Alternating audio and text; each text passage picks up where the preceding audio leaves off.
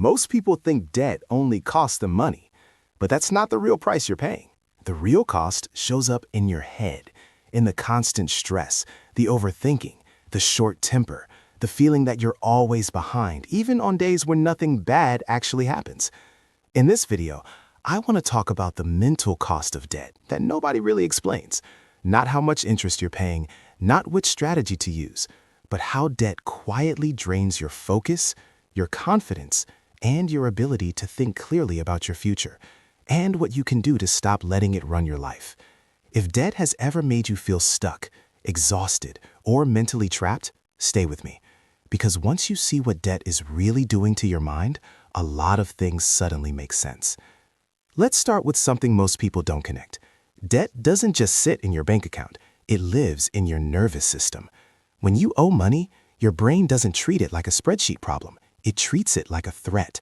From a biological perspective, debt activates the same survival circuits as danger. Your brain's job is to keep you safe. So when it sees an ongoing obligation you can't instantly eliminate, it stays on high alert. That's why debt creates background anxiety. Even when you're not actively thinking about it, part of your brain is always scanning. Do I have enough? What if something goes wrong? What if I lose income? What if I mess this up? This constant low-level stress releases cortisol, the stress hormone. And here's the problem with cortisol. It narrows your thinking. Under stress, your brain becomes short-term focused. It prioritizes immediate relief over long-term planning. It makes you reactive instead of strategic. This is why debt doesn't just feel bad, it makes you worse at making decisions. You might notice it shows up like this. You feel mentally tired even when you haven't done much.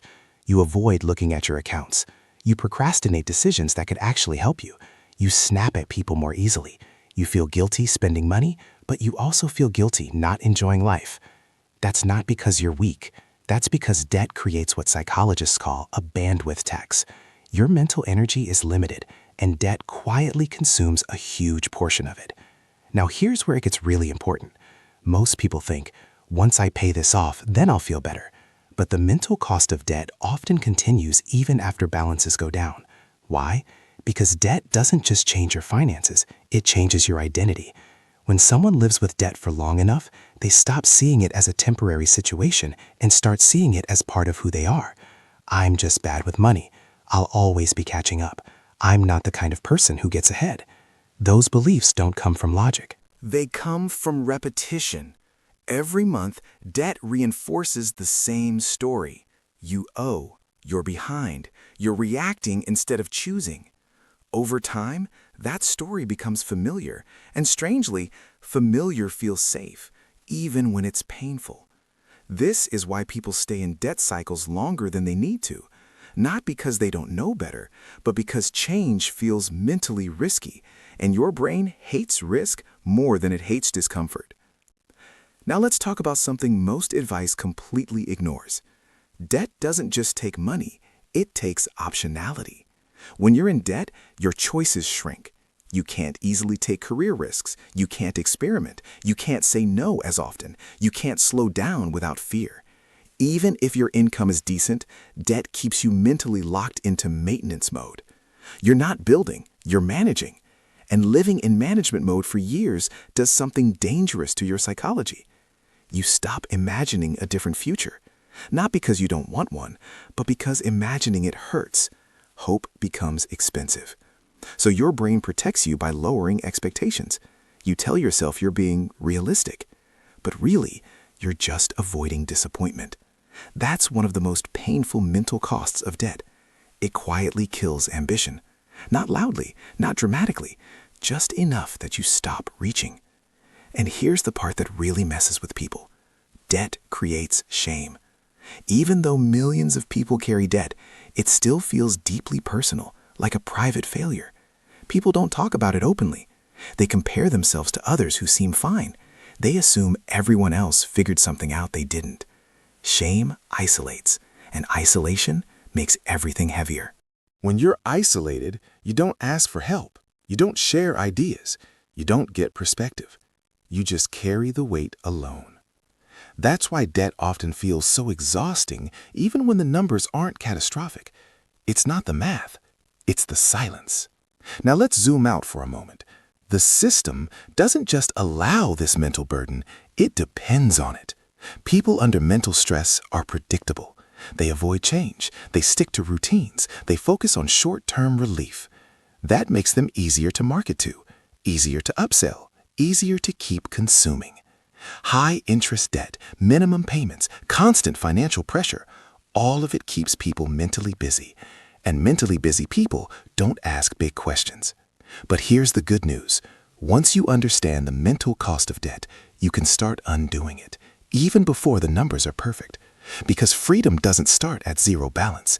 It starts with regaining mental control. So let's talk about how to do that. The first step is separating your identity from your debt. You are not your balance. You are not your past decisions. You are not your current situation.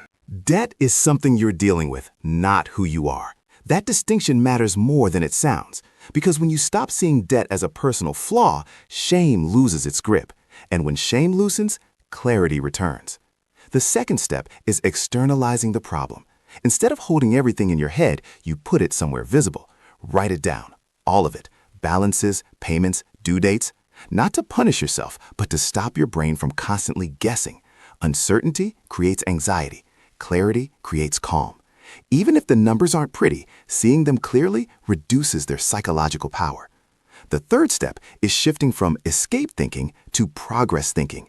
Escape thinking sounds like this. I just want this to be over. I want to be free already. I hate this. Progress thinking sounds like this. What's the next small move? What can I control this month? What would slightly better look like? Your brain can't handle vague hope, but it responds very well to concrete progress. Small wins rebuild confidence. Confidence restores mental energy. Mental energy improves decisions. This is how the cycle reverses. The fourth step is rebuilding a sense of choice. Even one small choice can break the feeling of being trapped. Choosing to automate one payment, choosing to build a tiny buffer, choosing to say no to one unnecessary expense, not out of guilt, but out of intention. Choice reminds your brain that you're not powerless, and that's everything. Finally, you need to stop waiting for debt to disappear before you allow yourself to feel okay. This is crucial. If you tell yourself, I'll relax when this is gone, you're postponing peace indefinitely. You don't need to celebrate debt, but you do need to stop punishing yourself for being human. You're allowed to breathe while you work through it. You're allowed to plan a future, even if the present isn't perfect. Debt takes enough from you already. Don't let it take your mental health too. So, here's the truth nobody really says out loud. Debt doesn't just keep people broke, it keeps them mentally small. But the moment you understand what it's doing to your mind, you start taking that power back. Not all at once, not overnight, but step by step. And that's how real financial freedom actually begins. Not with a spreadsheet, not with a strategy, but with clarity. If this resonated with you, you're not alone. And if you want more videos that break down the psychology behind money, not just the tactics, consider subscribing. We talk about the invisible forces shaping your financial life, so you can finally make decisions from calm instead of fear. And if this video made you reflect, let me know in the comments. What part of debt has weighed on you the most? The numbers or the mental load? You might be surprised how many people feel exactly the same way.